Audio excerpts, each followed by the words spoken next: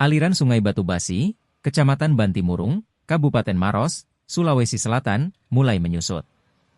Pantauan langsung Tribun Timur di lapangan, nampak dasar sungai sudah terlihat. Sejumlah titik, terdapat tumpukan sampah yang terangkut pada aliran air sungai. Bagian dasar sungai yang tak dialiri air, nampak ditumbuhi rerumputan.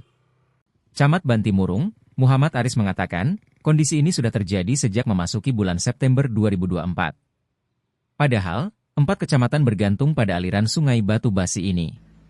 Mantan Camat Simbang ini mengatakan, semenjak memasuki puncak musim kemarau, dilakukan penjadwalan dan pengaturan aliran air melalui Bendung Batu Basi. Hal ini dilakukan agar kebutuhan 4 kecamatan ini masih tetap bisa terpenuhi.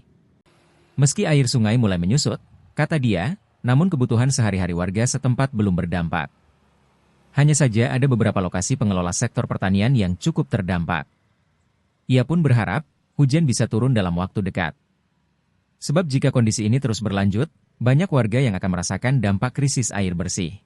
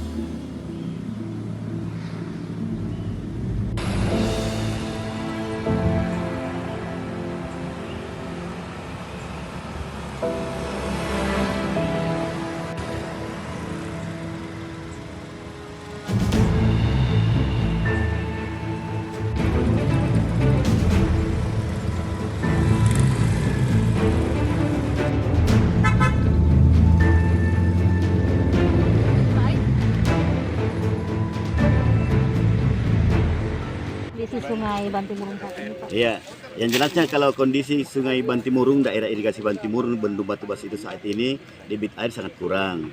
Kenapa kurang? Karena itu sedang melakukan pembagian penjadwalan untuk kebutuhan masyarakat kita, masyarakat petani yang ada di 3 kecamatan, di Simbang, Bantimurung, Turikali dan 4 kecamatan dan Lau.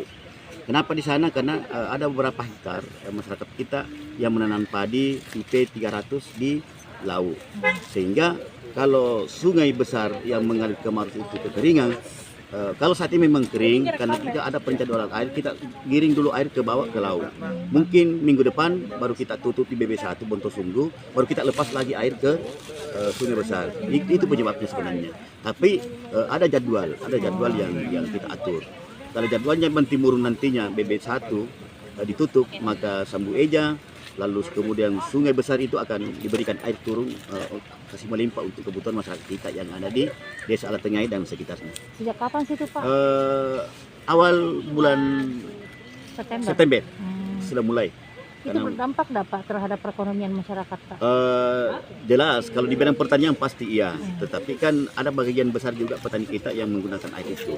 Jadi saya kira kalau dampak perekonomian itu ya saja. Tapi kan tidak tergantung apa yang diusahakan oleh petani kita. Kalau dia adalah pengusaha lele atau pengusaha ikan, pasti dia berdampak ke situ.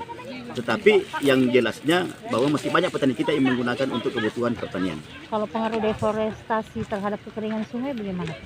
Saya kira kalau terkait dengan itu, ini kan orang Bali sudah turun melihat bagaimana kondisi saat ini.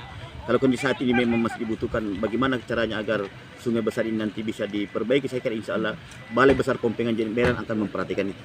Solusinya Pak, ada enggak kira-kira yang bisa diterapkan? Solusinya adalah kita berdoa, mudah-mudahan ada hujan turun, itu saja. Okay. Dan ini hampir setiap tahun begitu. Siap. Download Tribun X sekarang, menghadirkan lokal menjadi Indonesia.